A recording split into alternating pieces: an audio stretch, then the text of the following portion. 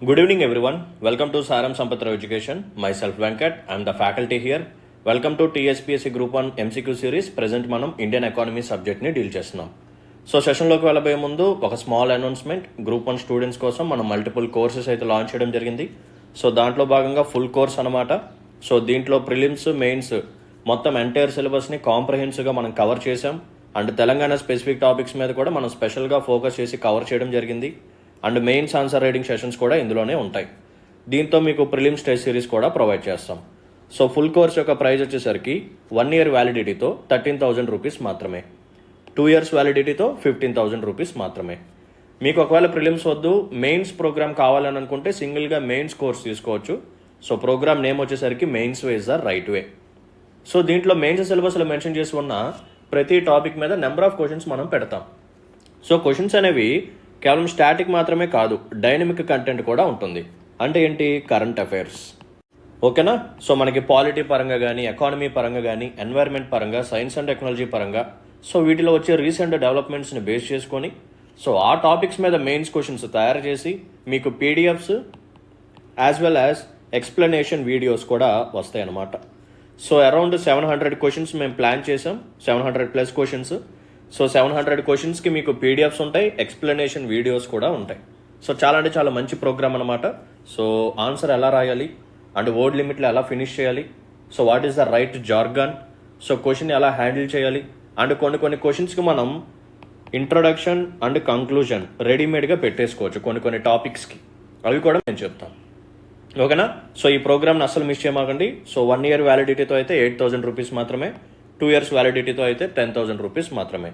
And one more important point ఏంటంటే, ఒకవేళ మీకు కానీ ఇంట్రెస్ట్ ఉంటే నా ఎకానమీ కోర్స్ కానీ, సైన్స్ అండ్ టెక్నాలజీ కోర్స్ కానీ ఇండివిజువల్గా తీసుకోవచ్చు.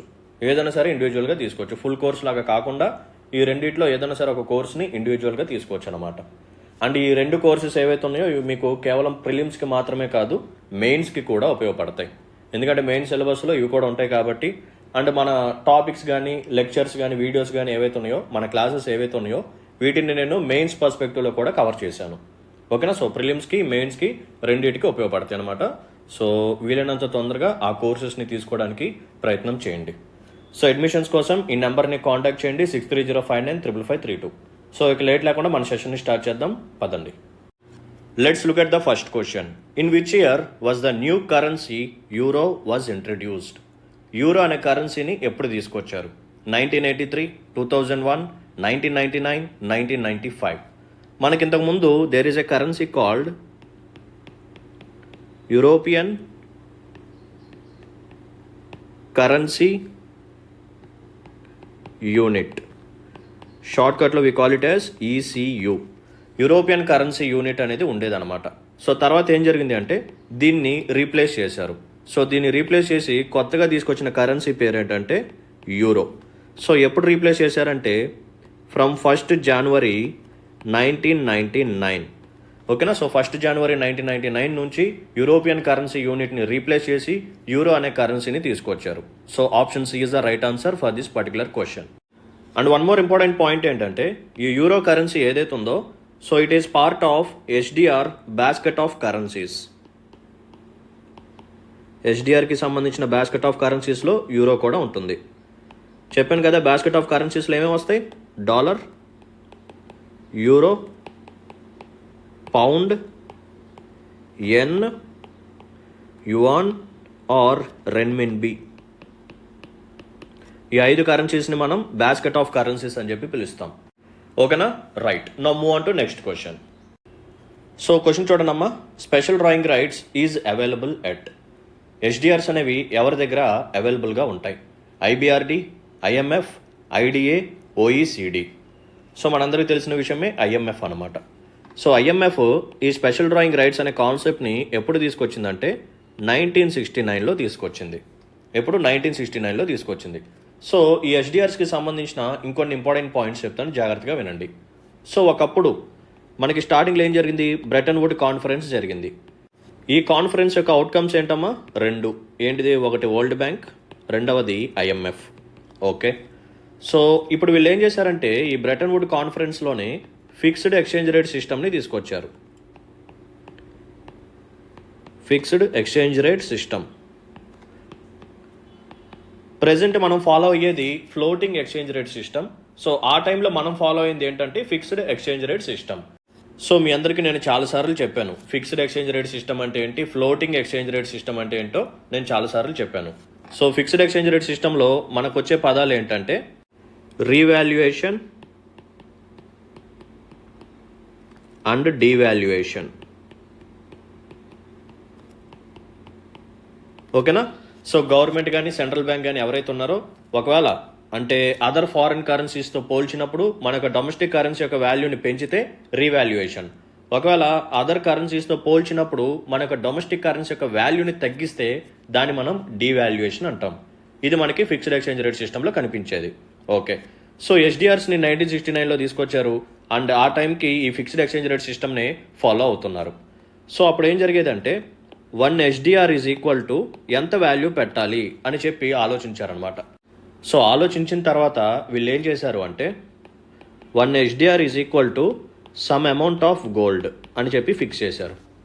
ఓకేనా? 1 SDR is equal to some unit of gold అని చెప్పి ఫిక్స్ చేశారు. సో ఇక్కడ ఎంత గోల్డ్, 1 గ్రామా, 2 గ్రామ్సా, కేజీయా?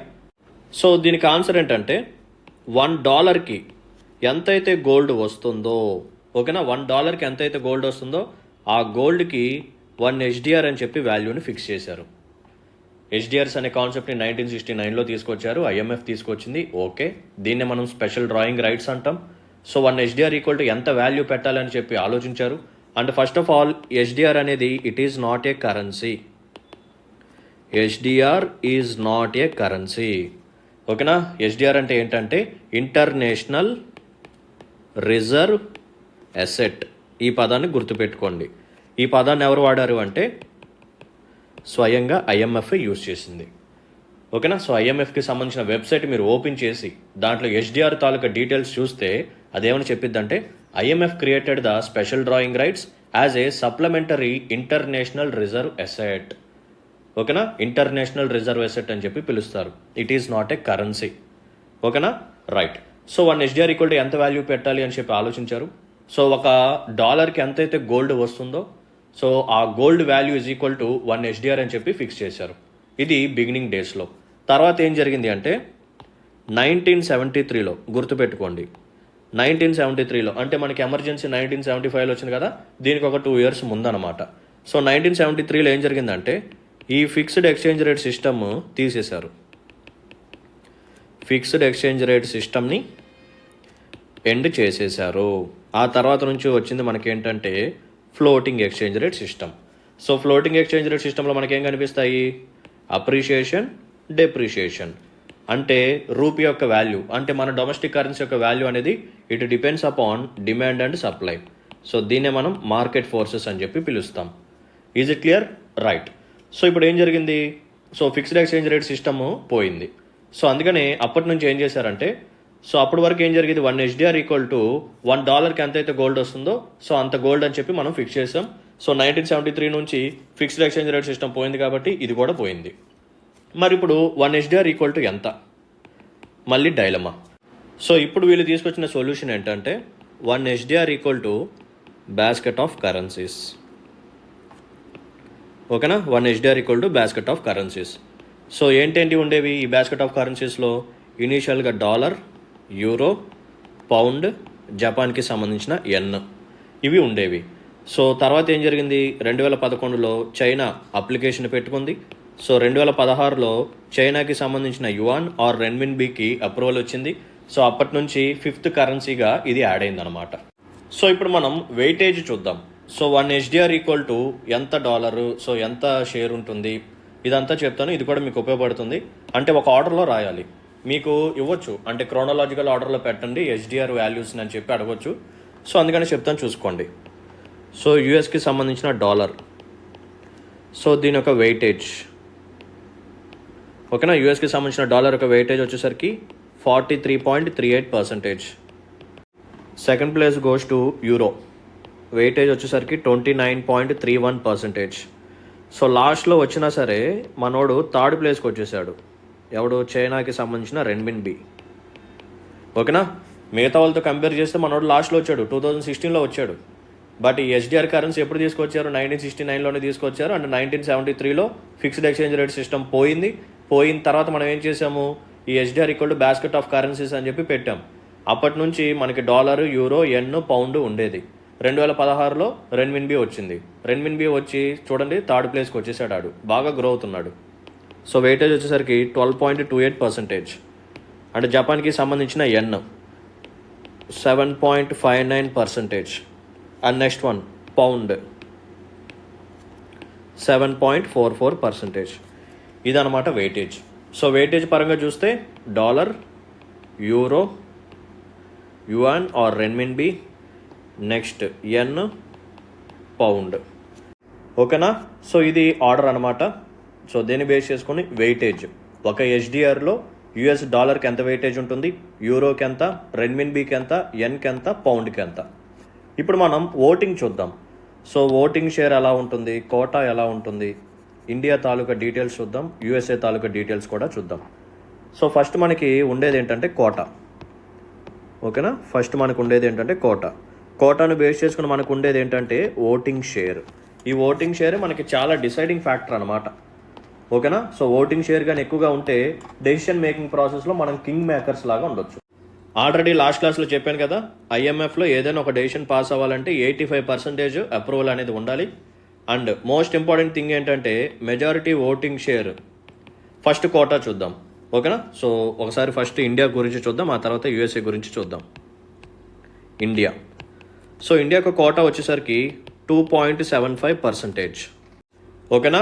ఐఎంఎఫ్ యొక్క కోటా మొత్తాన్ని మనం 100% తీసుకుంటే దాంట్లో 2.75% వచ్చేసరికి ఇండియా తాలూకా కోటా అనమాట. అండ్ మన యొక్క ఓటింగ్ షేర్ వచ్చేసరికి ఓటింగ్ రైట్స్ అని కూడా అనుకోవచ్చు, 2.63%. Next United states of America. So వీళ్ళ యొక్క కోటా వచ్చేసరికి అరౌండ్ 17.5%. వీళ్ళ యొక్క ఓటింగ్ షేర్ వచ్చేసరికి 16.5%. ఓకేనా? సో ఐఎంఎఫ్లో majority quota and majority voting right and SDR పరంగా వెయిటేజ్ కూడా ఫస్ట్ ప్లేస్లో ఎవరు ఉంటారంటే యునైటెడ్ స్టేట్సే ఉంటుందన్నమాట. ఓకేనా? సో యూఎస్ఏ ఏది చెప్తే ఐఎంఎఫ్లో అదే జరుగుతుందన్నమాట. ఐఎంఎఫ్లో ఏదైనా ఒక డెసిషన్ పాస్ అవ్వాలి అంటే ఖచ్చితంగా దానికి యూఎస్ఏ యొక్క అప్రూవల్ అనేది ఉండాల్సిందే. ఎందుకంటే యూఎస్ఏ ఒకటి నో చెప్పింది అనుకోండి, ఏమవుతుంది, 16.5% ఎగనెస్ట్గా ఉంటుంది. ఓకేనా? ఇక రిమైనింగ్ ఎంత, 83.5%. సో 83.5% ఓటింగ్ రైట్స్ ఉన్న రిమైనింగ్ అన్ని కంట్రీస్ దానికి ఎస్ చెప్పినా సరే ఆ డెసిషన్ పాస్ అవ్వదు. ఎందుకంటే పాస్ అవ్వాలంటే ఖచ్చితంగా 85% ఓటింగ్ రైట్ అనేది ఉండాల్సిందే. అందుకనే యునైటెడ్ స్టేట్స్ అనేది డెసిషన్ మేకర్ మనకి ఐఎంఎఫ్లో. ఓకేనా? సో మనం గుర్తుపెట్టుకోవాల్సింది ఏంటంటే యూఎస్ అనేది ఫస్ట్ ప్లేస్లో ఉంటుంది కోటా పరంగా, ఓటింగ్ షేర్ పరంగా అండ్ వెయిటేజ్ పరంగా కూడా. ఇండియా యొక్క కోటా వచ్చేసరికి 2.75%, ఓటింగ్ షేర్ వచ్చేసరికి 2.63%. ఓకేనా? రైట్. గుర్తుపెట్టుకోండి, ఎస్డిఆర్ అనేది కరెన్సీ కాదు, it is just a international reserve asset. ఓకేనా? 1969లో తీసుకొచ్చారు. సో దాని తాలూకా బ్యాక్గ్రౌండ్ మొత్తం చెప్పాను. Right. Let's look at the next question. Which sister organisation of the World Bank helps private activity in developing countries by financing projects with long-term capital in the form of equity and loans? So there is a group called World Bank Group. So ఈ World Bank Group లో 5 organisations ఉంటాయి. ఓకేనా? So ఏంటి organisations? First one వచ్చేసరికి IBRD. So it stands for international bank for reconstruction and development. So దీన్ని 1945లో తీసుకొచ్చారు. ఓకేనా?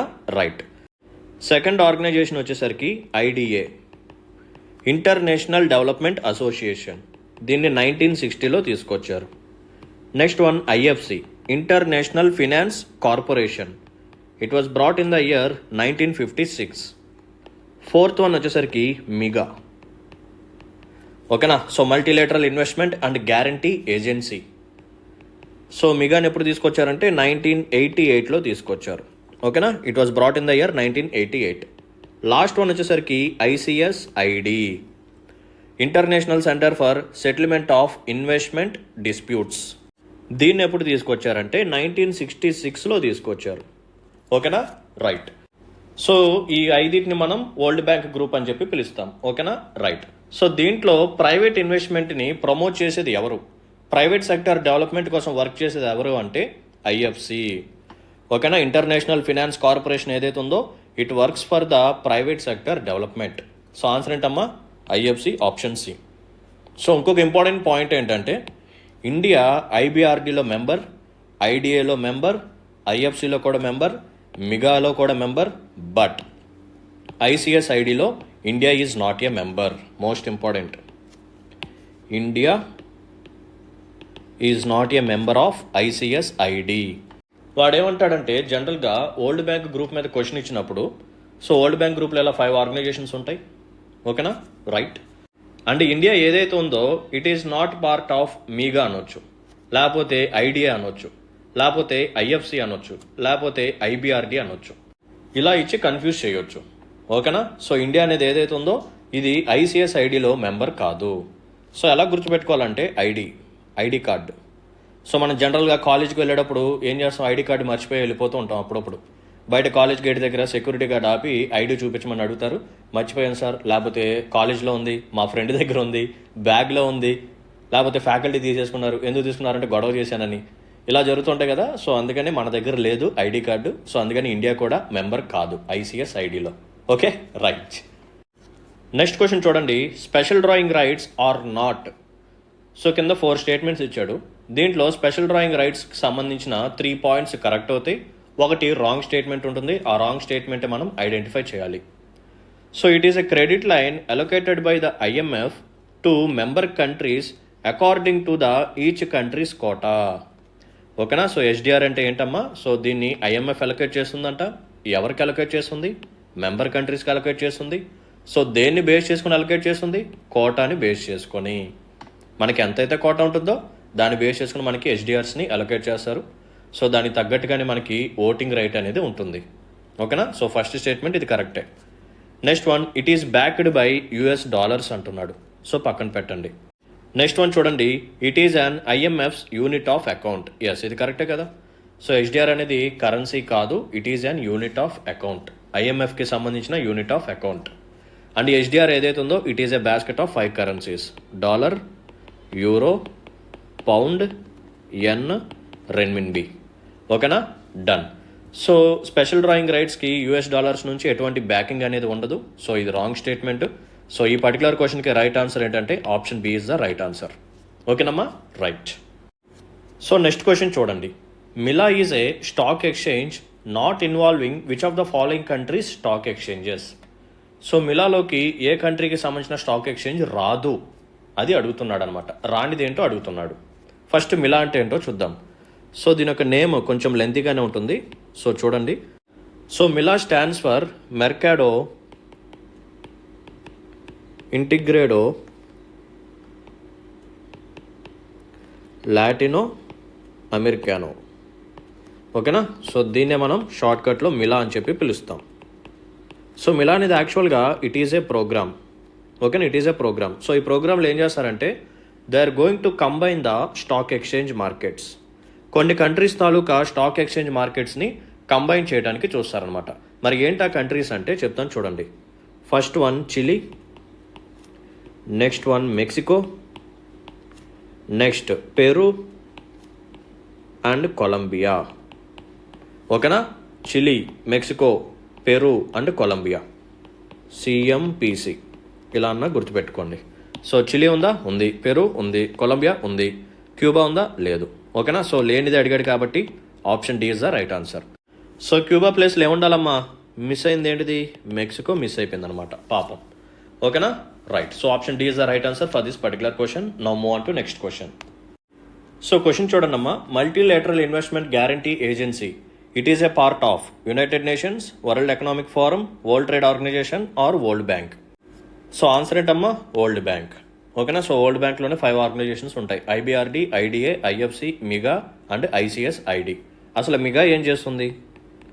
మల్టీలేటరల్ ఇన్వెస్ట్మెంట్ గ్యారంటీ ఏజెన్సీ 1988లో తీసుకొచ్చారు. ఇదేం చేస్తుందంటే చెప్తాను చూడండి. ఇది ఇండియా అనుకోండి, ఇది యుఎస్ఏ అనుకోండి. This is India, this is USA. So USA నుంచి ఒక ఇన్వెస్టర్ మన ఇండియాకి వచ్చాడు, ఇక్కడ పెట్టుబడులు పెట్టాడు. ఎంత? $1,000. ఓకేనా, రైట్. సో ఇండియాలో ఏం జరిగిందంటే ఏదో ఒక పొలిటికల్ టెన్షన్స్ వల్ల ఇక్కడ కొంచెం సిచ్యువేషన్స్ బాగాలేదు. ఓకేనా. కొన్ని పొలిటికల్ కండిషన్స్ వల్ల ఇక్కడ టెన్షన్స్, గొడవలు, రైట్స్ జరుగుతున్నాయి. సో ఇక్కడ ఎకానమీ అనేది బాగా దెబ్బతింటుంది. సో ఇప్పుడు ఇటువంటి సిచ్యువేషన్స్లో ఇంకా ఎవరన్నా సరే ఫారిన్ ఇన్వెస్టర్స్ వచ్చి ఇండియాలో పెట్టుబడులు పెట్టాలి అని చెప్పి ఆలోచిస్తారా? ఆలోచించరు. పెట్టడానికి ఇంకా ఇంట్రెస్ట్ చూపించరు. మరి ఇప్పుడు ఎవరు నష్టపోతారు? ఇండియా నష్టపోతుంది. సో ఇప్పుడు ఏం చేస్తుందంటే మీగా డోంట్ వరీ, ఓకేనా my dear USA foreign investor, don't worry. So నువ్వు పెట్టిన ఇన్వెస్ట్మెంట్ ఏదైతే ఉందో దానికి నేను గ్యారంటీ ఉంటాను. ఇండియాలో నువ్వు పెట్టుబడి పెట్టావు కదా $1000, దానికి నేను గ్యారంటీగా ఉంటాను. ఒకవేళ ఇండియా కట్టలేకపోతే నేను సమ్ అమౌంట్ నీకు పే చేస్తాను, తర్వాత ఇండియా రిమైనింగ్ అమౌంట్ ఇచ్చేస్తుంది. నీ ఇన్వెస్ట్మెంట్కి ఎటువంటి ప్రాబ్లం అనేది ఉండదు, ఓకేనా. అలా అని చెప్పి ఇప్పుడు యూఎస్ ఇన్వెస్టర్ వచ్చి ఇండియాలో పెట్టుబడి పెట్టాడు, ఆ కంపెనీ సరిగ్గా పర్ఫామ్ చేయలేదు. పర్ఫామ్ చేయకపోయేసరికి వీడు పెట్టిన ఇన్వెస్ట్మెంట్ అనేది తగ్గిపోయింది, లాసెస్లోకి వెళ్ళిపోయింది. ఇప్పుడు మెగా వచ్చి డబ్బులు ఇవ్వమంటే ఇవ్వదు, ఓకేనా. మెగా దేనికి ఇన్సూరెన్స్ ఇస్తుందంటే పొలిటికల్ రిస్క్ వల్ల. గుర్తుపెట్టుకోండి, కేవలం పొలిటికల్ రిస్క్కి మాత్రమే మెగా అనేది గ్యారంటీగా ఉంటుంది, ఓకేనా. ఏదైనా ఒక కంట్రీలో ఫారిన్ ఇన్వెస్ట్మెంట్ కానీ మనం చేయాలి అంటే అక్కడ పొలిటికల్ రిస్క్ ఉంటుందేమో, వద్దులే అక్కడ గొడవలు జరుగుతున్నాయి, ఓకేనా. ఇప్పుడు మనం వెళ్ళి అక్కడ పెట్టుబడి పెడితే ఆ సంస్థలు సరిగ్గా వర్క్ అవ్వకుండా, ఓకే, మనకు ప్రాఫిట్స్ కాకుండా నష్టాల్లోకి వెళ్ళిపోతామని చెప్పి చాలామంది భయపడుతూ ఉంటారు. సో అలా కాదు, నేను చూసుకుంటానని చెప్పి ధైర్యం చెప్పేది మెగా అనమాట, ఓకేనా. కేవలం పొలిటికల్ రిస్క్కి మాత్రమే ఇది గ్యారంటీగా ఉంటుంది. ఒకవేళ ఆ కంపెనీ సరిగ్గా పర్ఫామ్ చేయకుండా అది లాసెస్లోకి వెళితే అప్పుడు మెగా ఏమీ చేయదు, okay, right. So next question చూడండి అమ్మా. The functions of IMF include all of the following except. So కింద కొన్ని ఫంక్షన్స్ ఇచ్చాడు, దీంట్లో ఐఎంఎఫ్కి సంబంధించిన ఫంక్షన్స్ 3 ఉంటాయి, ఇంకోటి వచ్చేసరికి ఐఎంఎఫ్కి సంబంధించినది కాదు, ఓకేనా. సో దీన్ని మనం పిక్ చేయాలి. చూద్దాం పదండి. To provide emergency loans to countries facing balance of payment problems. Yes, ఏదైనా కంట్రీ బీఓపీ క్రైసిస్లో ప్రాబ్లమ్స్లో పడితే అప్పుడు ఇదేం చేస్తుంది? లోన్ని ప్రొవైడ్ చేస్తుంది, okay, no issue. To monitor macro economic developments continuously in the member countries. Of course ఐఎంఎఫ్లో మెంబర్ కంట్రీస్ ఏవైతే ఉన్నాయో సో ఆ కంట్రీస్లో మ్యాక్రో ఎకనామిక్ డెవలప్మెంట్స్ ఎలా జరుగుతున్నాయి, సో వాళ్ళకి రిస్క్ ఎలా ఉంది, సో ఫ్యూచర్లో వాళ్ళు ఏమన్నా బీఓపీ క్రైసిస్లో పడిపోతారా లేదా అని చెప్పి మానిటర్ చేసి ఒకవేళ రిస్క్ ఎక్కువగా ఉంటే వాళ్ళకి ఇన్ఫార్మ్ చేస్తుంది. ఇదిగోరా అబ్బాయి, సో నీ యొక్క ఇంపోర్ట్స్ బాగా పెరిగిపోతున్నాయి, ఎక్స్పోర్ట్స్ తగ్గిపోతున్నాయి, సో ట్రేడ్ సరిగ్గా లేదు, ఓకే, సో జాగ్రత్తగా చూసుకో, లేకపోతే బీఓపీ క్రైసిస్లో పడిపోతావు, ఇబ్బంది పడతావు అని చెప్పి చెప్తుంది. Next one, to serve as the world central bank. ఇది రాంగ్ అనమాట, ఓకేనా. వరల్డ్ సెంట్రల్ బ్యాంక్ లాగా యాక్ట్ చేసేది వరల్డ్ బ్యాంక్ గ్రూప్, ఓకేనా. సో ఐఎంఎఫ్ కాదు. Next one, to provide a line of credit for each member country. Yes, ఇది కూడా కరెక్టే. సో ఇక్కడ కానిది ఏంటి అంటే ఆప్షన్ సి. సో ఆన్సర్ అదే కాబట్టి option C is the right answer for this particular question, ఓకేనా. సో వరల్డ్ సెంట్రల్ బ్యాంక్ లాగా యాక్ట్ చేసేది ఏంటంటే వరల్డ్ బ్యాంక్ అనమాట. ఆ సెంట్రల్ అనేది తీసేస్తే అదే ఆన్సర్ అయిపోతుంది, okay, right. So next question చూడండి. What percentage of currency devaluation was allowed by IMF in the Bretton Woods conference. చెప్పాను కదా మనకి స్టార్టింగ్లో ఏముండేది? ఫిక్స్డ్ ఎక్స్చేంజ్ రేట్ సిస్టమ్ ఉండేది. సో దీంట్లో మనకి ఏమేమి ఉంటాయి? రీవాల్యుయేషన్ అంటే ఏంటమ్మా? వాల్యూని పెంచడం, డొమెస్టిక్ కరెన్సీ యొక్క వాల్యూ పెంచడం. నెక్స్ట్ వన్ డివాల్యుయేషన్ అంటే వాల్యూని తగ్గించుకోవడం. సో ఎంతవరకు తగ్గించవచ్చు, ఓకేనా. సో ఒక కరెన్సీ యొక్క వాల్యూని ఎంతవరకు మనం మ్యాక్సిమం డివాల్యుయేషన్ చేయొచ్చు అంటే ఆన్సర్ వచ్చేసరికి 10% అనమాట. According to Bretton Woods conference, so currency యొక్క డివాల్యుయేషన్ మ్యాక్సిమం అలవెన్స్ వచ్చేసరికి 10% వరకు తగ్గించుకోవచ్చు. So option is the right answer. So ఇంతకంటే ఎక్కువగా తగ్గించుకోవాలి అంటే ఐఎంఎఫ్ యొక్క అప్రూవల్ అనేది ఉండాల్సిందే. సో ఇష్టం వచ్చినంత మనం తగ్గించుకోవడం కుదరదు, ఎందుకంటే మీ అందరికీ తెలిసిన విషయమే. సో ఫారిన్ కరెన్సీకి అగెనిస్ట్గా డొమెస్టిక్ కరెన్సీ యొక్క వాల్యూని బాగా తగ్గించేసుకున్నాం అనుకోండి, దీనివల్ల ఎవరికి బెనిఫిట్ అంటే ఎక్స్పోర్టర్స్కి బాగా బెనిఫిట్. సో ఎక్స్పోర్ట్స్ బాగా పెరిగిపోతాయి అండ్ ఇంపోర్టర్స్కి నష్టం కాబట్టి ఇంపోర్ట్స్ బాగా తగ్గించేసుకుంటారు. సో ఇప్పుడు ఏమవుతాయి? ఆటోమేటిక్గా ఎక్స్పోర్ట్స్ బాగా పెరిగిపోతాయి. సో ట్రేడ్ పరంగా ఇది సర్ప్లస్లోకి వెళ్ళిపోతుంది. అదర్ ఫారిన్ కంట్రీస్ ఏవైతే ఉన్నాయో వీళ్ళు నష్టపోతారనమాట, ఓకేనా. సో ట్రేడ్లో మనకి కొంచెం ఇంబ్యాలెన్సెస్ అని వస్తాయి. సో ఇలా కరెక్ట్ కాదు. సో ఇష్టం వచ్చినంత మనం డివాల్యుయేషన్ చేయటం కుదరదు, అది. So option is the right answer for this particular question. Now move on to next question. Next question చూడండి. Which of the following constitutes the World Bank? అసలు వరల్డ్ బ్యాంక్లోకి ఏమేమి వస్తాయి? International bank for reconstruction and Development, yes వస్తుంది. International finance Corporation, of course. International development Association, very good. IMF, no no no no no no no IMF ఎలా వస్తుంది? రాదు కదా. IMF ఏదైతే ఉందో ఇది సెపరేట్ ఆర్గనైజేషన్, వరల్డ్ బ్యాంక్ ఇది ఒక సెపరేట్ ఆర్గనైజేషన్. ఈ రెండింటిని మనం బ్రెటన్ వుడ్ ట్విన్స్ అని చెప్పి పిలుస్తాం. సో ఇంకేమేమి మిస్ అయింది చెప్పండి వరల్డ్ బ్యాంక్ గ్రూప్లో. సో నేను ఎందుకు ఎన్నిసార్లు మీకు రిపీట్ చేపిస్తున్నాను అంటే మీరు ఇక మర్చిపోరు. ఓకేనా, యాక్టివ్ రీకాల్ అనేది ఇలా జరుగుతూ ఉంటేనే మీకు ఖచ్చితంగా బ్రెయిన్లో ఉండిపోతాయి. సో ఇప్పుడు మీరు చక్కగా వింటర్ క్లాస్ బాగానే ఉంటుంది. సో ఒక 4 days అవుతారు, తర్వాత గుర్తు తెచ్చుకోవడానికి ట్రై చేస్తే గుర్తుండదు. ఓకేనా, సో యాక్టివ్ రీకాల్ అనేది ఖచ్చితంగా చేయాల్సిందే. సో ప్రిపరేషన్ టైంలో మీరు ఏం చేస్తారంటే డే టైం చదివినవి నైట్ టైం పడుకునే ముందు, ఓకేనా, సో బెడ్ మీద పడుకుంటాం కాబట్టి సో అలా పైకి రూఫ్కి వెళ్ళి చూస్తూ ఉంటాం ఏంటి మన పరిస్థితి ఏంటి, June 9th exam, so next exam ఏంటి, సో ఇది అయిద్దా లేదా అని చెప్పి ఆలోచిస్తూ ఉంటాం. సో అలా ఆలోచించేటప్పుడు ఒకసారి అవన్నీ పక్కన పెట్టేసి కళ్ళు మూసుకొని మార్నింగ్ నుంచి ఏమేమి చదివారో ఒకసారి రీకలెక్ట్ చేసుకోండి. ఓకేనా, జస్ట్ రీకలెక్ట్ చేసుకోండి. Okay, World Bank, Bretton Wood conference, New Hampshire, Washington, second world war, humanitarian crisis, ఇలా చిన్న బులెటిన్ పాయింట్స్ గుర్తెచ్చుకోండి. తర్వాత World Bank and next one ఏంటంటే ఐఎంఎఫ్. సో వరల్డ్ బ్యాంక్లో 5 ఆర్గనైజేషన్స్ ఉంటాయి. ఓకేనా, IBRD, next one IDA, IFC. So మిగిలినవి ఏంటి మిగా తర్వాత ఐసిఎస్, ఐడి. సో ఈ 5 ఒక డిఫరెంట్ పాయింట్ ఏంటంటే ఇండియా అనేది 4 మెంబర్గా ఉంది, ఐసిఎస్ ఐడిలో మాత్రం మెంబర్గా లేదు. సో దీంట్లో ప్రైవేట్ ఇన్వెస్ట్మెంట్ని ప్రమోట్ చేసేది ఏంటంటే ఇది డిఫరెంట్ పాయింట్ కాబట్టి IFC, international finance corporation. So ఇలా ఓకేనా, ఇలా యూనిక్ పాయింట్స్ని రీకలెక్ట్ చేసుకోవడానికి ట్రై చేయండి, ఇంకా అసలు మీరు మర్చిపోరు. ఓకేనా, రైట్. సో ఇక్కడ 3 వచ్చినాయి వరల్డ్ బ్యాంక్ కిందకి, 4 అనేది రాదు. So option A is the right answer for this particular question. Next question చూడండి అమ్మా. Which of the following were the aims behind the setting up of World Trade organisation? So WTOని తీసుకురావడానికి దాని యొక్క ముఖ్య ఉద్దేశం ఏంటి? What are the reasons? Okay, so ఒకసారి చూద్దాం పదండి. సో మీకు తెలుసు కదా WTOలో వచ్చింది market treaty, Uruguay round conference అని చెప్పి, ఇవన్నీ నేను లాస్ట్ క్లాస్లో చెప్పాను. సో ఒకసారి మళ్ళీ రీకాల్ చేసుకోండి. Let's look at the options. Promotion of free trade and resource flow across countries. Yes, so countries మధ్య ట్రేడ్ అనేది ఫ్రీగా ఉండాలి, రిసోర్సెస్ కూడా స్మూత్గా ఫ్లో అవుతూ ఉండాలి, ఎటువంటి ట్రేడ్ డిస్టార్షన్ అనేది ఉండకూడదు. Protection of intellectual property rights. So IPR అనేది కూడా వరల్డ్ ట్రేడ్ ఆర్గనైజేషన్ కిందకి కవర్ అవుతుంది అనమాట. ఓకేనా, perfect. Next one, managing balanced trade between different countries. So countries మధ్య ట్రేడ్ అనేది బ్యాలెన్స్డ్గా ఉండాలి. సో ఒక కంట్రీ బాగా డామినెన్స్గా మారిపోయి సో చిన్న కంట్రీస్ మీద డామినెన్స్ చూపించేసి సో ఆ కంట్రీస్ సఫర్ అయ్యే విధంగా ట్రేడ్ అనేది ఉండకూడదు. Promotion of trade between the former east bloc countries and the western world. ఓకేనా, సో ఈస్ట్ బ్లాక్ కంట్రీస్ మధ్య వెస్ట్రన్ వరల్డ్కి మధ్య ట్రేడ్ అనేది ప్రమోట్ చేయడం కోసం ఈ వరల్డ్ ట్రేడ్ ఆర్గనైజేషన్ అనేది వర్క్ చేస్తూ ఉంటుంది. సో కరెక్ట్ ఆన్సర్స్ అడిగాడు. సో 1, 2, 3, 4 అన్ని రైటే. So option A is the right answer for this particular question. Now move on to next question. So ఈ క్వశ్చన్ చూడండి, చాలా important. In the context of affairs of which of the following is the phrase special safeguard mechanism?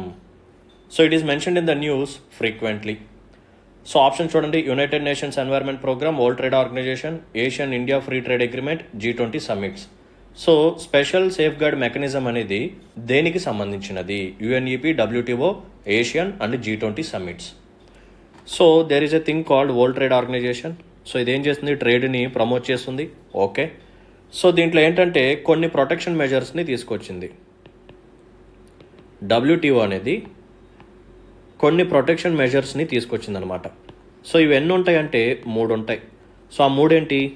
So remaining 2 కూడా తెలుసుకోండి, చాలా important. First one వచ్చేసరికి anti dumping. ఏంటిదమ్మా? Anti dumping duty అని చెప్పి పిలుస్తాం, లేకపోతే యాంటీ డంపింగ్ మెజర్స్ అని చెప్పి కూడా పిలుస్తాం. Next one countervailing. ఏంటిది? Countervailing measures. Countervailing measures. Next third one వచ్చేసరికి స్పెషల్ సేఫ్ గార్డ్ మెకానిజమ్స్. ఓకేనా, so anti dumping duty, countervailing, special safeguard mechanisms, ఈ 3 మనం ప్రొటెక్షన్ మెజర్స్ అని చెప్పి పిలుస్తాం. ఈ 3 తీసుకొచ్చింది ఎవరంటే World Trade organisation. So first మనం యాంటీ డంపింగ్ డ్యూటీ అంటే ఏంటో చూద్దాం. So this is India, this is China. So China వాడు ఒక మొబైల్ని తయారు చేశాడు. సో చైనాలో ఈ మొబైల్ యొక్క కాస్ట్ వచ్చేసరికి 10,000 rupees. Just for example, China మార్కెట్లో ఈ యొక్క మొబైల్ యొక్క కాస్ట్ అనేది 10,000 రూపీస్.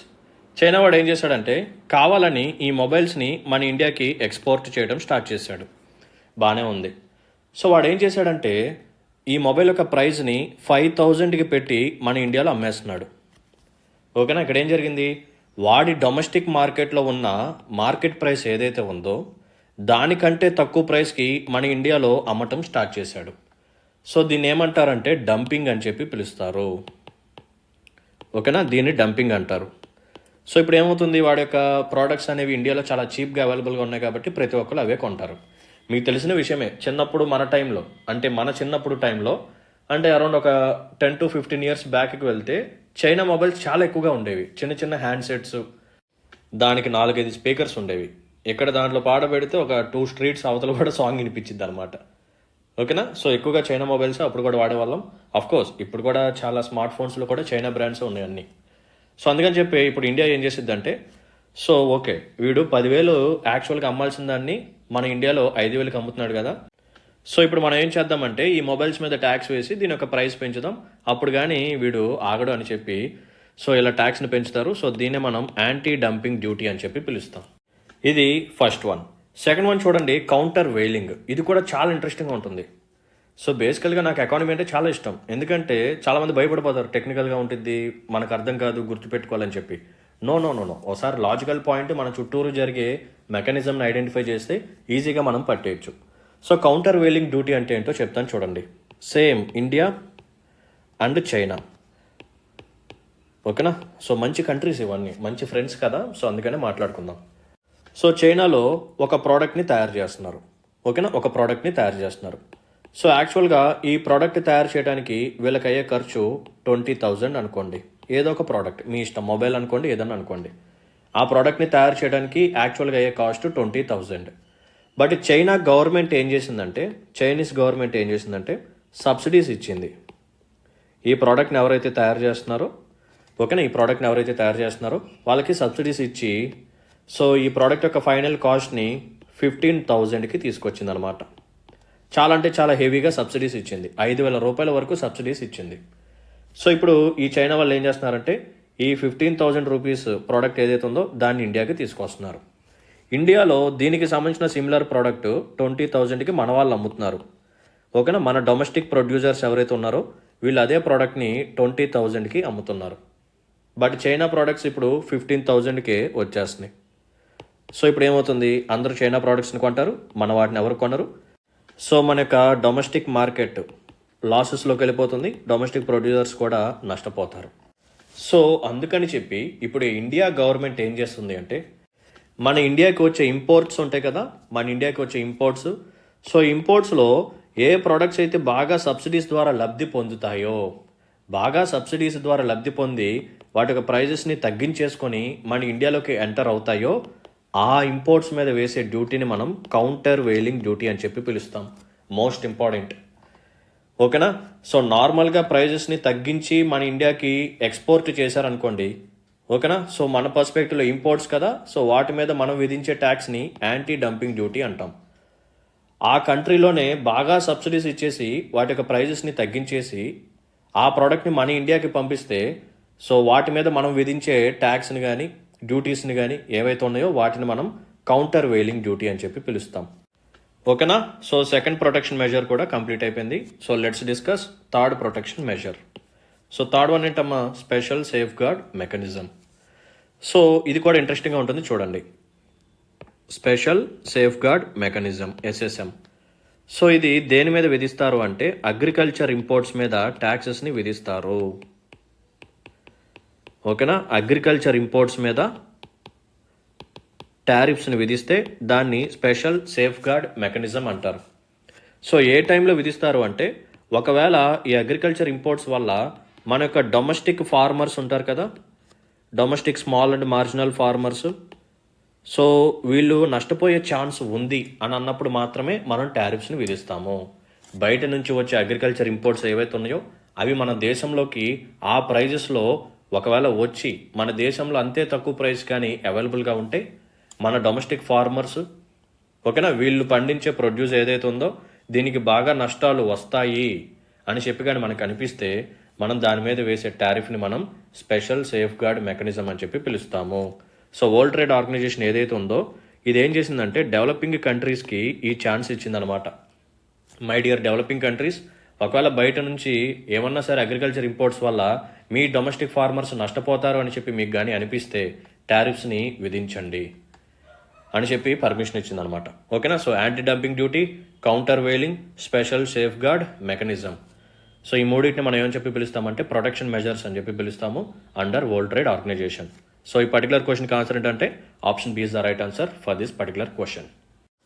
సో దీంతో ఈరోజు మనం ఎంసీక్యూస్ని సక్సెస్ఫుల్గా కంప్లీట్ చేసుకున్నాం. ఇప్పుడు ఇంకొన్ని టాపిక్స్ మనం చూద్దాం.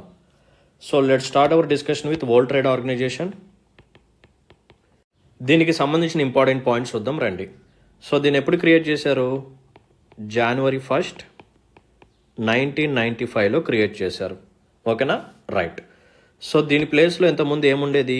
గ్యాట్ ఉండేది, general agreement on tariff and trade అనమాట. ఓకేనా, గ్యాట్. సో గ్యాట్ని ఎప్పుడు తీసుకొచ్చారు? 1947లో తీసుకొచ్చారు. సో ఎంతమంది కలిసి గ్యాట్ని తీసుకొచ్చారంటే 23 కంట్రీస్ కలిపి గ్యాట్ అనే దాన్ని తీసుకొచ్చారు. సో గ్యాట్ అనేది just an agreement, it is just an agreement, ఇదేం ఆర్గనైజేషన్ కాదు. సో ఈ 23 కంట్రీస్లో ఇండియా కూడా ఉందా అంటే ఎస్, ఇండియా అనేది founding member. Most important, India is the founding member of GATT. So గ్యాట్లో ఎన్ని రౌండ్స్ జరిగాయి అంటే టోటల్ 8 రౌండ్స్ జరిగాయి. ఆల్రెడీ లాస్ట్ క్లాస్లో చెప్పాను. Havana, Annecy, Torquay, Geneva, Dillon, Kennedy, Tokyo, Uruguay. So దీంట్లో ఉరుగ్వే అనేది చాలా ఇంపార్టెంట్. ఇదే last round and longest round కూడా. సో దీంట్లోనే ఒక డ్రాఫ్ట్ని తీసుకొచ్చారు. ఉరుగ్వే రౌండ్లోనే ఒక డ్రాఫ్ట్ని తీసుకొచ్చారు. ఆ డ్రాఫ్ట్ పేరు ఏంటంటే డన్కెల్ డ్రాఫ్ట్. సో ఈ డన్కెల్ డ్రాఫ్ట్ నుంచే ఒక ట్రీటీని అగ్రిమెంట్ చేసుకున్నారు. ఆ ట్రీటీ పేరు ఏంటంటే మర్కేష్ ట్రీటీ. ఎప్పుడు? 1994లో.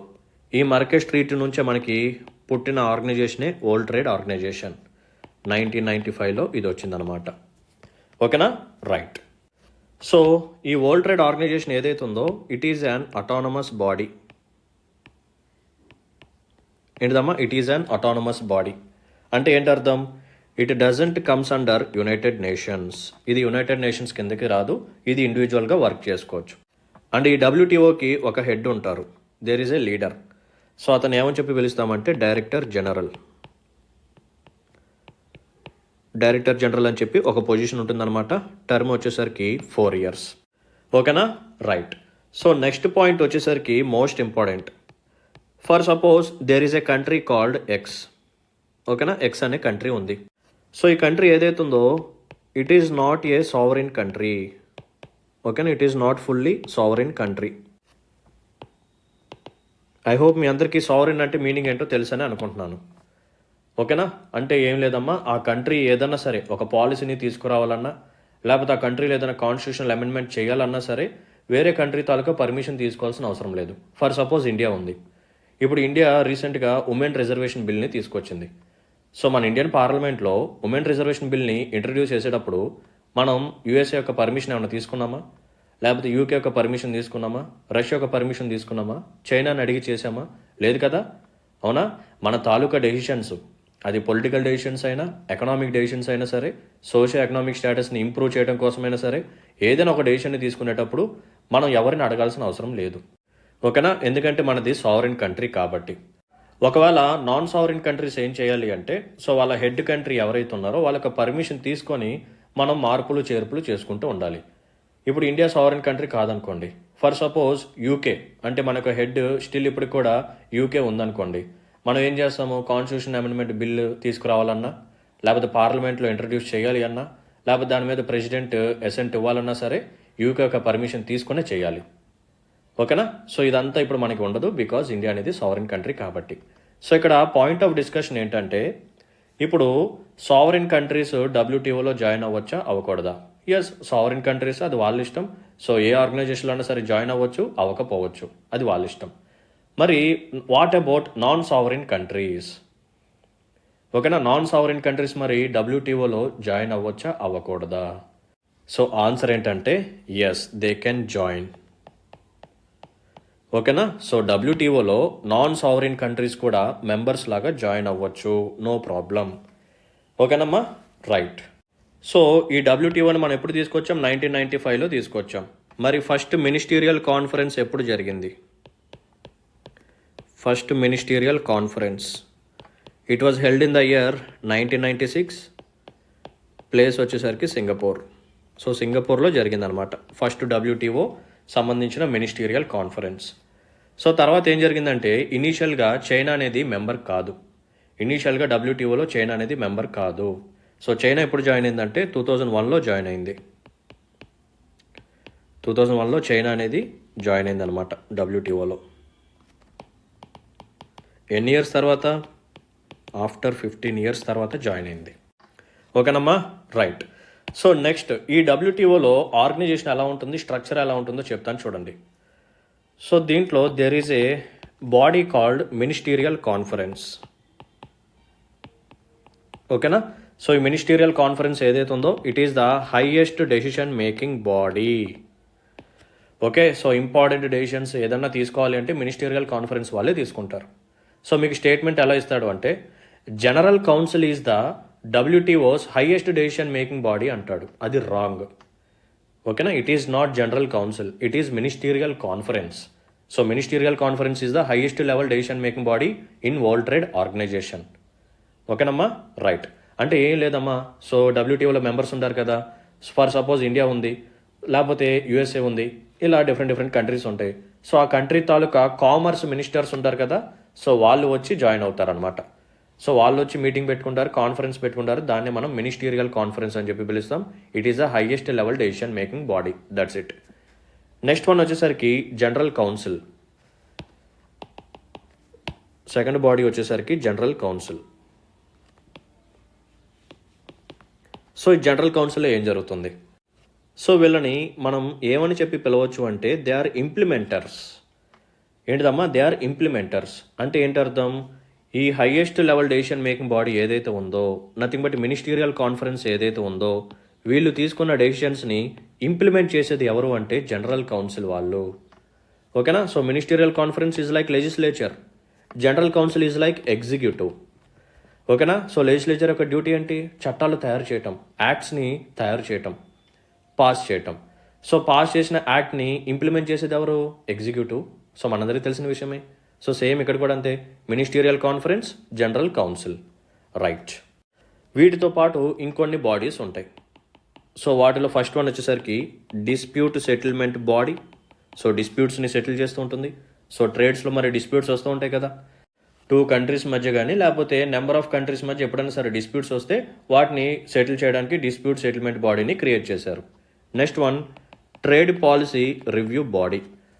సో ఈ డబ్ల్యూటీఓలో ఉన్న మెంబర్ కంట్రీస్ ఎవరైతే ఉన్నారో వాళ్ళు తీసుకొచ్చిన ట్రేడ్ పాలసీస్ని రివ్యూ చేసి, సో ఏదైనా ఒక ట్రేడ్ పాలసీ అనేది డిస్టార్టివ్గా ఉంటే, అంటే న్యాయబద్ధంగా లేకుండా, ఓకేనా, సో డామినెన్స్ని క్రియేట్ చేసే విధంగా, లేకపోతే హెవీగా సబ్సిడీస్ ఇచ్చేయటం, లేకపోతే డంపింగ్ చేయటం, సో ఇటువంటి యాక్టివిటీస్ కానీ ఆ ట్రేడ్ పాలసీలో కనిపిస్తే సో దాన్ని రిజెక్ట్ చేయటం, లేకపోతే ఆ కంట్రీతో పిలిచి మాట్లాడటం, శాంక్షన్స్ విధించటం, ఇటువంటివి చేస్తూ ఉంటారనమాట. ఓకేనమ్మా, రైట్. అండ్ ఇదే డబ్ల్యూటీఓలో కొన్ని కౌన్సిల్స్ కూడా ఉంటాయి. ఎన్ని కౌన్సిల్స్ ఉంటాయంటే 3 కౌన్సిల్స్ ఉంటాయి. ఏంటా కౌన్సిల్స్? ఫస్ట్ వన్ వచ్చేసరికి council for trade in goods. ఓకేనా? సో గూడ్స్కి సంబంధించిన ట్రేడ్ని చూసుకోవడానికి ఒక కౌన్సిల్ ఉంటుంది. And council for trade in services. So సర్వీసెస్కి సంబంధించిన ట్రేడ్ని చూసుకోవడానికి ఒక కౌన్సిల్ ఉంటుంది. నెక్స్ట్ వన్ వచ్చేసరికి ట్రిప్స్. సో ట్రిప్స్ అంటే దేనికి సంబంధించినది? Intellectual property rights, IPR. ఓకేనా? So council for trade related aspects of intellectual property rights we call it as TRIPS. ఇలా 3 కౌన్సిల్స్ ఉంటాయి అన్నమాట. ఓకేనా? సో మినిస్టీరియల్ కాన్ఫరెన్స్ ఇది highest level decision making body. Next one general council. ఇదేం చేస్తుంది? Ministerial conference తీసుకున్న డెసిషన్స్ని implement చేస్తుంది. And next one dispute settlement body, trade policy review body. And next వచ్చేసరికి కౌన్సిల్స్ ఫర్ ట్రేడ్. సో దీంట్లో 3 councils ఉంటాయి. Council for trade in goods, council for trade in services, council for trade related aspects of IPR, intellectual property rights. ఇప్పుడు మనం ఈ డబ్ల్యూటీఓకి సంబంధించిన కొన్ని principles చూద్దాం. So most important ఇవి. సో వీటి మీద మనకి నెంబర్ ఆఫ్ టైమ్స్ క్వశ్చన్స్ వచ్చే ఛాన్స్ ఉంది కాబట్టి నేను చెప్తున్నాను. Okay, right. So let's look at the principles of WTO. What are the principles of WTO? First principle వచ్చేసరికి MFN status. MFN stands for most favoured nation. So ఇది ఏదైతే ఉందో it talks about non discrimination. So there should be no discrimination. ట్రేడ్లో discrimination అనేది ఉండకూడదు. So చాలామంది most favoured nation అంటే కొంచెం ఆపోజిట్లో అర్థం చేసుకుంటారు. మోస్ట్ ఫేవర్డ్ నేషన్ అంటే ఫర్ సపోజ్ ఇది ఇండియా, ఇది రష్యా అనుకోండి. సో అందరూ ఎలా అర్థం చేసుకుంటారంటే ఇండియా అనేది రష్యాకి ఎంఎఫ్ఎన్ స్టేటస్ ఇచ్చింది అంటే ఏంటి అర్థం? రష్యా ఇండియాకి మంచి ఫేవర్డ్ నేషన్, మంచి బెస్ట్ ఫ్రెండ్. సో ఇద్దరు కలిసి టారిఫ్స్ తగ్గించేసుకోవడం ఇలా చేసుకుంటుందేమో అని అనుకుంటారు. No no no no no. So MFN status అంటే ఏంటంటే అసలు ఏ కంట్రీని మనం డిస్క్రిమినేషన్ చేస్తూ చూడకూడదు, అంటే ఒక ఎనిమీ లాగా చూడకూడదు. ఇప్పుడు ఇండియా పాకిస్తాన్ ఉంది. సో రెండు కంట్రీస్కి పడతాయంటే పడవు. సో కంటిన్యూస్గా టెన్షన్స్, గొడవలు, జియో పొలిటికల్ ఇష్యూస్ ఉంటానే ఉంటాయి. సో ఇప్పుడు ఏంటంటే ఇండియా అనేది పాకిస్తాన్ని ఎనిమీ లాగా చూడకూడదు, అలాగే పాకిస్తాన్ కూడా ఇండియాని ఎనిమీ లాగా చూడకూడదు. అంటే ఇండియా నుంచి పాకిస్తాన్కి వెళ్ళే ఈ గూడ్స్ మీద పాకిస్తాన్ కావాలని చెప్పి హార్ష్గా టారిఫ్స్ వేయకూడదు. అలాగే పాకిస్తాన్ నుంచి ఇండియాకి వచ్చే గూడ్స్ మీద ఇండియన్ గవర్నమెంట్ కూడా ఎటువంటి హార్ష్ టారిఫ్స్ అనేవి వేయకూడదు. ఓకేనా? అంటే మిగతా దేశాలను మనం ఎలాగైతే ట్రీట్ చేస్తామో పాకిస్తాన్ని కూడా అలాగే ట్రీట్ చేయాలి. మోస్ట్ ఫేవర్డ్ నేషన్ అనే ఫీలింగ్ అనేది ఉండకూడదు. జస్ట్ ఫర్ ఎగ్జాంపుల్, ఇది ఇండియా అనుకోండి, ఇది పాకిస్తాన్, ఇది రష్యా. పాకిస్తాన్లో పెన్స్ని తయారు చేస్తున్నారు, రష్యాలో కూడా పెన్స్ని తయారు చేస్తున్నారు. పాకిస్తాన్ నుంచి పెన్ ఇండియాకి వచ్చింది, అలాగే రష్యా నుంచి పెన్ కూడా ఇండియాకి వచ్చింది. మనం ఏం చేయొచ్చు కావాలనుకుంటే, పాకిస్తాన్ మనకి ఎనిమీ కాబట్టి మనం ఏం చేయొచ్చు అంటే పాకిస్తాన్ నుంచి వచ్చే పెన్ మీద 10% ట్యాక్స్, రష్యా మన ఫ్రెండ్ కాబట్టి దీని మీద మనం జస్ట్ 5% ట్యాక్స్నే వేయొచ్చు. ఇక్కడ ఏం జరుగుతుంది? డిస్క్రిమినేషన్ మనం చూపిస్తున్నాం ఎవరి మీద? పాకిస్తాన్ మీద. సో ఇలా ఉండకూడదు ట్రేడ్ అనేది. ఓకేనా? సో రష్యా నుంచి వచ్చే పెన్ మీద 5%, పాకిస్తాన్ నుంచి వచ్చే దాని మీద 10% ఇలా వేయకూడదు. సో రష్యాని ఇక్కడ మనం ఒక ఫేవర్డ్ నేషన్ లాగా చూస్తున్నాము. సో ఇది ఉండకూడదు అనమాట. ఇది యాక్చువల్ మీనింగ్. ఓకేనా? రైట్. నెక్స్ట్ వన్ వచ్చేసరికి second important principle, national interest. ఏంటిదమ్మా? National interest. Just for example, ఒక చిన్న ఎగ్జాంపుల్ తీసుకుందాం. ఇది ఇండియా, ఇది చైనా. సో ఇండియాలో ఒక మొబైల్ని తయారు చేశారు, చైనాలో కూడా మొబైల్ని తయారు చేశారు. సో ఈ మొబైల్ అనేది ఇండియాకి ఎక్స్పోర్ట్ చేశారు, మన ఇండియాలోకి అది ఇంపోర్టెడ్ గూడ్ లాగా వచ్చింది. So there is a mobile called M1 and mobile M2. M1 అనేది మన వాళ్ళు తయారు చేసిన మొబైల్ అన్నమాట. It is a domestic good. M2 అనేది చైనా వాడు తయారు చేసిన mobile. It is an imported good. So ఇప్పుడు ఇండియన్ గవర్నమెంట్ ఏం చేయొచ్చు? ఈ ఇంపోర్టెడ్ గూడ్ మీద హార్ష్గా ట్యాక్సెస్ని విధించవచ్చు. మన డొమెస్టిక్ గూడ్స్కి ఏం చేయొచ్చు? సబ్సిడీస్ని ఇచ్చి దీని యొక్క ప్రైస్ని తగ్గించవచ్చు. సో అందరూ M1 మొబైల్ని కొంటారు, ఎందుకంటే దీని మీద ట్యాక్సెస్ తక్కువ ఉన్నాయి, దీని యొక్క ఫైనల్ ప్రైస్ తగ్గింది, ఎందుకంటే మన వాళ్ళు సబ్సిడీస్ ఇచ్చారు కాబట్టి. చైనా నుంచి వచ్చిన మంచి మొబైల్ అయినా సరే దాని మీద ఎక్కువగా ట్యాక్సెస్ విధించడం ద్వారా దాని యొక్క ఫైనల్ ప్రైస్ పెరిగిపోయింది కాబట్టి దాన్ని ఎవరు కొనరు. సో ఇది కరెక్ట్ కాదనమాట. ఇది ఇండియానే కాదు, చైనా కూడా చేయకూడదు ఇలా. మన నుంచి వెళ్ళి ఇండియన్ ప్రోడక్ట్ మీద ఇలా హార్ష్ ట్యాక్సెస్ వేసి వాళ్ళ డొమెస్టిక్ గూడ్స్కి ఎక్కువగా సబ్సిడీస్ ఇచ్చి సో ఇటువంటి మెజర్స్ చేయకూడదు. ఇది కరెక్ట్ కాదు. ఓకేనా? ఇదే కదా మెయిన్ గోల్. డబ్ల్యూటీఓ యొక్క మెయిన్ గోల్ ఏంటి? ట్రేడ్ అనేది ఫెయిర్గా ఉండాలి, ట్రాన్స్పరెంట్గా ఉండాలి, ట్రేడ్ డిస్టార్షన్ అనేది జరగకూడదు. సో ఇప్పుడు మన ఇండియన్ గవర్నమెంట్ ఏం చేయాలి అంటే, సో బయట నుంచి వచ్చిన ఇంపోర్టెడ్ గూడ్ని అండ్ మన కంట్రీలో తయారైన డొమెస్టిక్ గూడ్ని, ఈ రెండింటిని మనం ఈక్వల్గానే ట్రీట్ చేయాలి. ఎటువంటి డిస్క్రిమినేషన్ అనేది మనం చూపించకూడదు. ఓకేనా? సో అన్ఫేర్ ప్రాక్టీసెస్ అనేవి మనం చేయకూడదు. సో డొమెస్టిక్ గూడ్ అయినా ఇంపోర్టెడ్ గూడ్ అయినా రెండింటిని మనం ఈక్వల్గానే ఇంపార్టెన్స్ ఇచ్చి ట్రీట్ చేయాలన్నమాట. ఓకేనా? సో దీన్ని మనం ఏమంటామంటే నేషనల్ ట్రీట్మెంట్ అని చెప్పి పిలుస్తాం. Okay, right. సో ఇవి రెండు చాలా ఇంపార్టెంట్ ప్రిన్సిపల్స్ అనమాట. ఇంకా మిగతావి ఉంటాయి నార్మల్. ఏది? ట్రేడ్ బ్యారియర్స్ ఉండకూడదు, అన్ఫేర్ ట్రేడ్ బ్యారియర్స్ ఉండకూడదు. ఎవరన్నా సరే అన్ఫేర్ ట్రేడ్ ప్రాక్టీసెస్ని ఫాలో అయితే ఏం చేస్తారు? వాళ్ళ మీద ఫైన్ వేసి కాంపెన్సేషన్ని పే చేపిస్తారనమాట. Next one, phyto sanitary measures. So ఈ ఫైటో శానిటరీ మెజర్స్ అనేవి మనకి ఈ ఫుడ్ ప్రోడక్ట్స్ మీద లేకపోతే ఫార్మాసిటికల్స్ మీద ఉంటాయి అన్నమాట. ఓకేనా. ఫర్ సపోజ్ మన ఇండియా నుంచి చికెన్ అనేది వేరే కంట్రీస్కి ఎక్స్పోర్ట్ చేస్తున్నాం అనుకోండి. సో కొన్ని స్టాండర్డ్స్ని మనం మెయింటైన్ చేయాలి. డబ్ల్యూటీఓ ఇది కూడా చెప్తుంది. ఓకేనా. సో ముఖ్యంగా ఫుడ్ ప్రోడక్ట్స్ కానీ ఫార్మాసిటికల్ ప్రోడక్ట్స్ కానీ ఏవైతే ఉన్నాయో ఇవి ఒక కంట్రీ నుంచి ఇంకో కంట్రీకి ఎక్స్పోర్ట్ చేసే ముందు మనం కొన్ని స్టాండర్డ్ మెజర్స్ని ఫాలో అవ్వాలి. క్వాలిటీ కానీ క్వాంటిటీ పరంగా కానీ, ఓకేనా, అవి ప్రొడ్యూస్ చేసే విధానంలో కానీ, ఓకే, వాటిని స్టోర్ చేసే విధానంలో కానీ, లేకపోతే మనం పంపించే కంటైనర్ యొక్క క్వాలిటీ కానీ, ఓకేనా. సో ఇలా చాలా క్వాలిటీ మెజర్స్ మనం ఫాలో అవ్వాలి, కొన్ని స్టాండర్డ్స్ని ఫాలో అవ్వాలి. సో అలాగే వేరే కంట్రీ వాళ్ళు కూడా ఫాలో అవ్వాలి. Okay. So these are the important principles of WTO.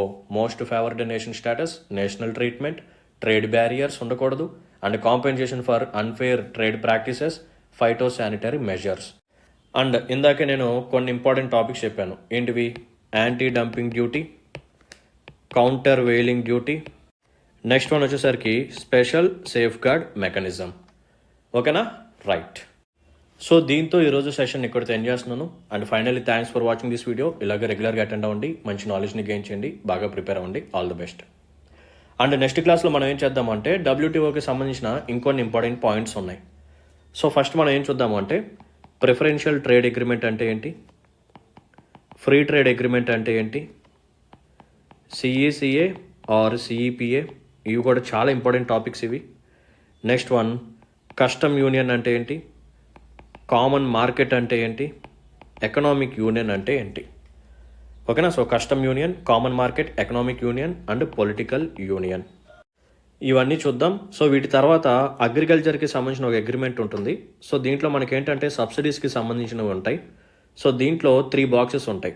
ఏంటివి అవి? Green box, blue box, amber box. So వీటి తాలూకా డీటెయిల్స్ కూడా చెప్తాను. మోస్ట్ ఇంపార్టెంట్ టాపిక్స్ ఇవన్నీ. ఓకేనా. So PTI, FTA, CECA, CEPA, custom union, common market, economic union, political union and green box, blue box, amber box, ఇవి రేపటి class యొక్క agenda అనమాట. So don't miss it. ఓకేనా, రైట్. సో మీకు కానీ నాకు ఎక్స్ప్లెనేషన్ కానీ నచ్చినట్టయితే, ఇటువంటి సెషన్స్ నా నుంచి మరిన్ని కోరుకున్నట్టయితే please hit the like button and మీకు వాల్యుబుల్ కామెంట్ మెన్షన్ చేయండి. మీ ఫ్రెండ్స్ అండ్ ఫెలో ఆస్పిరెంట్స్కి మన వీడియోస్ని షేర్ చేయండి. So let's call it a day then. See in the next session. Until then take care. Bye. జై హింద్.